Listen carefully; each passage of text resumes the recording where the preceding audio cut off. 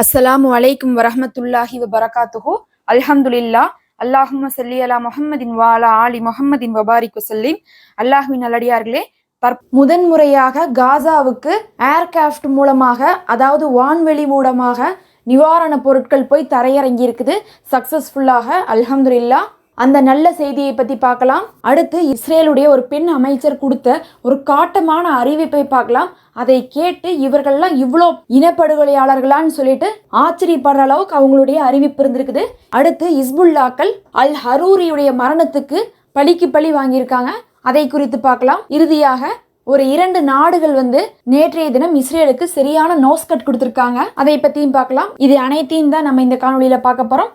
Subscribe பண்ணாதவங்க மறக்காம subscribe பண்ணிக்கோங்க.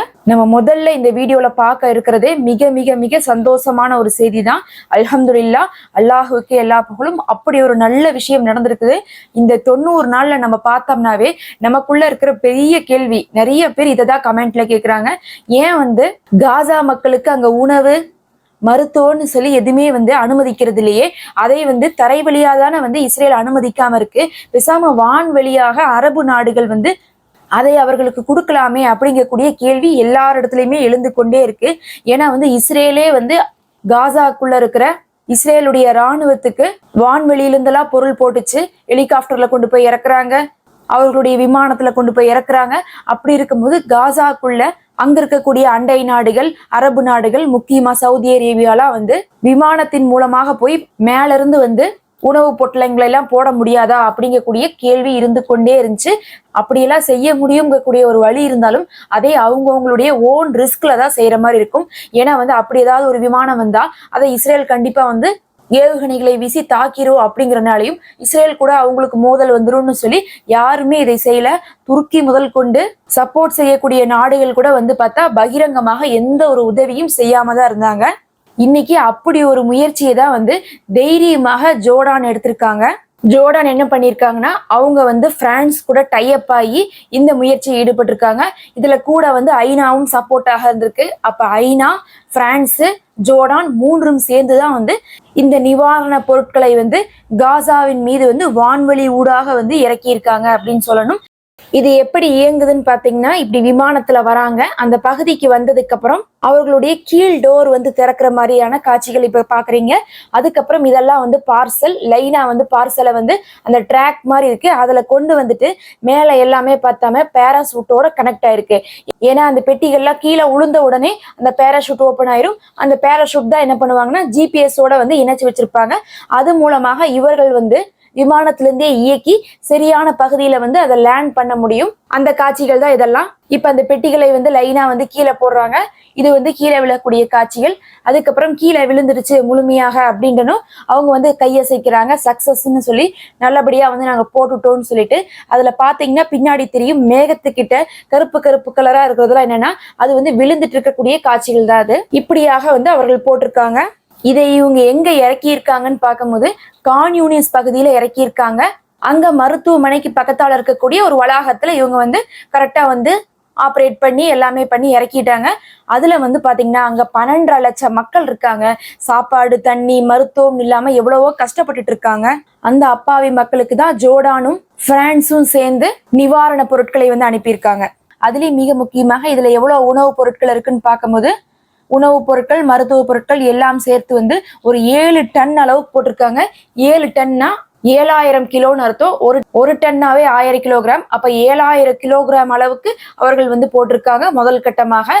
இன்னும் வரக்கூடிய நாட்களிலும் இதை தொடரும்னு சொல்லி நம்ம எதிர்பார்க்கலாம். இதுல நமக்கு ஒரு சந்தேகம் இருக்கும். ஐநா ஆரம்பத்திலிருந்தே ஏதாவது உதவி செய்யணும்னு சொல்லி முயற்சி பண்ணிட்டு இருக்குது, இருந்தாலும் நடைபெறது இல்லை. ஆனா பிரான்ஸ் அப்படிங்கிறது இஸ்ரேலோட ஒரு டைப்ல இருக்கக்கூடிய நாடு தானே அப்படின்னு பார்க்கும்போது அவர்கள் அவர்களோட ஒரு நல்ல உறவுல இருந்தாலும் கூட பிரான்ஸ் உடைய ஒரு ஏர்பேஸ் ஜோர்டான்ல இருந்துட்டு இருக்குது. அதனால பிரான்ஸுக்கும் ஜோர்டானுக்கும் ஒரு நல்ல உறவு எப்போதுமே இருக்கும். அவர்களுடைய அந்த உறவின் மூலமாகவே என்ன பண்ணிருக்காங்கன்னா ஜோர்டான் பிரான்ஸ் உடைய சப்போர்ட்டோட இதை செஞ்சிருக்காங்க. இப்ப இதுல ஒரு விஷயம் இருக்குது. இஸ்ரேல் இப்ப இப்ப தாக்காதான்னு கேட்டா இப்போது தாக்க முடியாது. ஏன்னா இப்ப தாக்குனா பிரான்ஸுடைய ஏர்கிராஃப்டே வந்து தாக்குன மாதிரி அவங்களுடைய சப்போர்ட் தான் இருக்குது. அவங்க கொடியெல்லாம் போட்டிருக்காங்க. இப்படி எல்லாம் பார்க்கும்போது தாக்குனா அவங்களுக்குள்ள இருக்கக்கூடிய உறவு முறிஞ்சிரும். அது வந்து இஸ்ரேலுக்கு வந்து ஒரு நெகட்டிவா போயிருங்கிறனால அந்த விஷயத்தை இஸ்ரேல் செய்யாது. அப்ப வந்து நேரடியாக ஜோர்டானால செய்ய முடியாதானா? கண்டிப்பா செய்ய முடியாது. அது ஒரு சின்ன நாடுன்னு தான் சொல்லணும். அதற்கு அந்த அளவுக்கான பலம் இல்ல. பெரிய பெரிய நாடுகள் துருக்கி, சவுதி அரேபியாவே செய்யாத ஒரு காரியத்தை இவர்கள் செஞ்சிருக்காங்கன்னா அதுவே நம்ம பாராட்டத்தக்கக்கூடிய விஷயம்தான். ஒரு நல்ல சப்போர்ட்டோட ஃப்ரெண்ட்ஸோட சேர்ந்துதான் வந்து செய்யறது இவர்களுக்கும் சிறந்ததாக இருக்கு. அல்லாஹ் நிச்சயமாக அவர்களுக்கு வந்து அருள் புரிய வேண்டும். இந்த விஷயத்தை பார்த்ததுக்கு பிறகாவது வந்து துருக்கியும் சவுதி அரேபியாவும் அவர்கள் முயற்சி செய்ய வேண்டும். அவர்கள்ட்ட எல்லா பலமும் இருக்குது. அவ்வளோ பெரிய இராணுவத்தையே அவர்கள் கைக்குள்ள வச்சிருக்காங்க.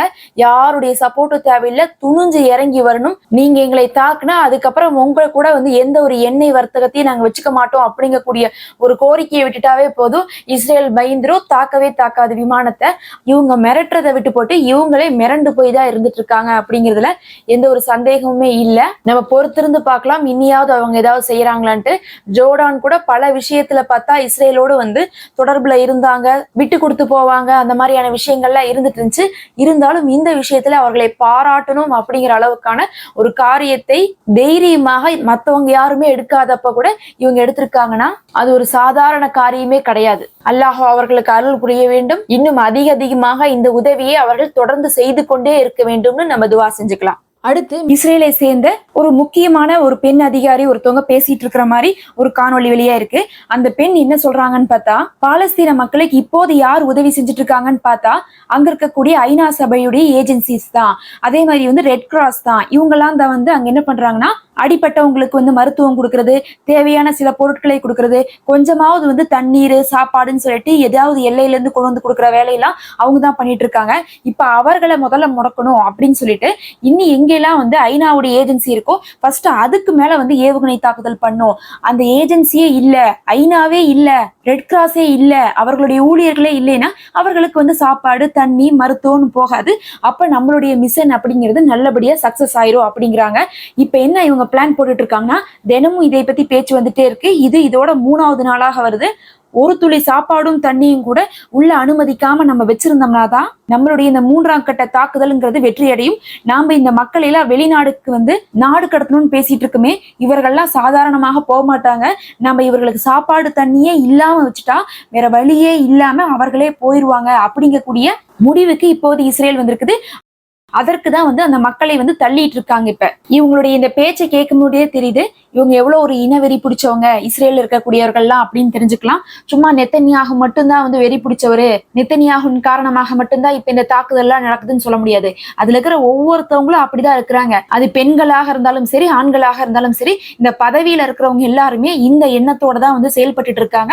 அவர்களுக்கு பாலஸ்தீனத்தை முழுமையாக காலி செய்து இஸ்ரேலுக்கு யூதர்களை கொண்டு போய் நிரப்பணும் அப்படிங்கக்கூடிய சிந்தனை மட்டும்தான்.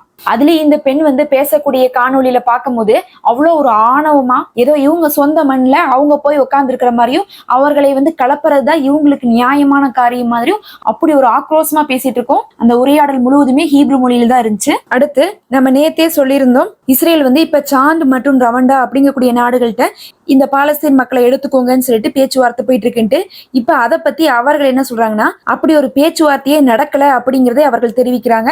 அப்படின்னா என்ன அர்த்தம்னா இவர்கள் வந்து பொய்யாக தான் வந்து தகவலை பரப்பிட்டு இருக்காங்க. அதே சமயம் பிரான்ஸ்ல இருந்து வெளியுறவுத்துறை அமைச்சர் சொல்றாங்க காசாவை பத்தி தீர்மானிக்கக்கூடிய எந்த ஒரு உரிமையும் இஸ்ரேலுக்கு இல்ல, காசாவை பத்தி அவர்களே தீர்மானித்துக் கொள்வாங்க.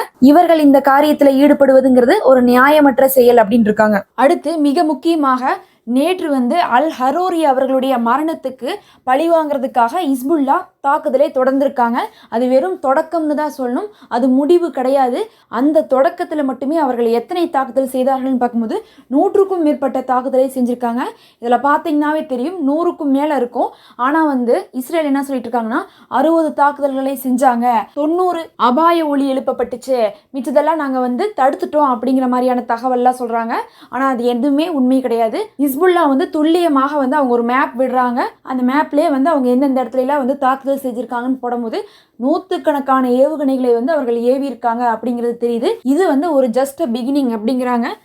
இன்னியும் வரக்கூடிய நாட்கள்ல வந்து இன்னும் கொடூரமான தாக்குதல்களை ஹிஸ்புல்லா செய்ய போறாங்க அப்படிங்கக்கூடிய எச்சரிக்கையும் வந்திருக்குது. ஏன்னா அவங்க வந்து சொல்லிட்டாங்க, இஸ்ரேல் தன்னுடைய அந்த சிவப்பு கோட்டையை தாண்டிருச்சு அப்படின்ட்டாங்க. அதனால இப்ப காசால மட்டும் கிடையாது, இஸ்ரேல் மக்கள் இத்தனை நாள் இல்லாம இப்போ ஒரு வாரமாகவே ரொம்பவே வந்து கஷ்டத்துல தான் இஸ்ரேல் மக்களும் இருந்துட்டு இருக்காங்க. காசா மக்கள் இடம் மாறி போறாங்க, கஷ்டப்படுறாங்க, வீடுகளை இழக்கிறாங்க. அப்படிங்கிறதும் போக அவர்களும் அதே துன்பத்தை அனுபவிக்க ஆரம்பிச்சிட்டாங்க. அதனால அவர்களுடைய அரசுக்கு அவர்கள் வந்து அழுத்தத்தை கொடுக்குறாங்க. அதுலயும் பல கிராமங்களே வந்து காலியாயிருக்கு அப்படிங்கக்கூடிய தகவல் இருக்கு. காக்கா கூட அங்க இல்லையாமா. இன்னைக்கு என்னெல்லாம் நடக்க போகுதுன்னு சொல்லிட்டு நம்ம பொறுத்திருந்து பார்க்கலாம். அடுத்து இறுதியாக பாலஸ்தீனத்துடைய நிலைமை எப்படி இருக்கு அப்படிங்கிறதை பார்க்கலாம். வெஸ்ட் பேங்க்ல இந்த போர் தொடங்கியதுல ஆரம்பிச்சு அக்டோபர் 7ல இருந்து இன்னைக்கு வரையும் பார்க்கும்போது வெஸ்ட் பேங்க்ல 315 பேர் இறந்திருக்காங்க, கொல்லப்பட்டிருக்காங்க இஸ்ரேலால அப்படின்னு சொல்லிட்டு தகவல் வந்திருக்குது. இது ஐநாவே வெளியிட்டு இருக்காங்க. அதுல 81 குழந்தைகள் இருக்காங்கன்னு சொல்லியிருக்காங்க. போர் நடக்கிறது என்னமோ இஸ்ரேலுடைய ஆக்கிரமிப்புங்கிறது வெஸ்ட் பேங்க்ல இருந்துட்டு இருக்கிறதுனால அந்த மக்களையும் 315 பேரை வந்து கொண்டிருக்காங்க. கடந்த 24 மணி நேரத்துல மட்டும் காசாவுல நூற்றுக்கணக்கான மக்கள் இறந்திருக்காங்க. இஸ்ரேலுடைய வான்வெளி தாக்குதலின் காரணமாக வடக்கு காசா, தெற்கு காசா, கான் யூனிஸ், ஜபாலியா முகாம், ஆஸ்பத்திரிக்கு அருகாமையில், மருத்துவமனைக்கு அருகில்னு சொல்லிட்டு தொடர்ந்து குண்டு வீச்சுகள்லயே வந்து இஸ்ரேலானது ஈடுபட்டு கொண்டே இருக்குது. தொடர்ந்து துயரமான செய்தியே வந்து அங்கிருந்து வெளியாயிட்டு இருக்கு.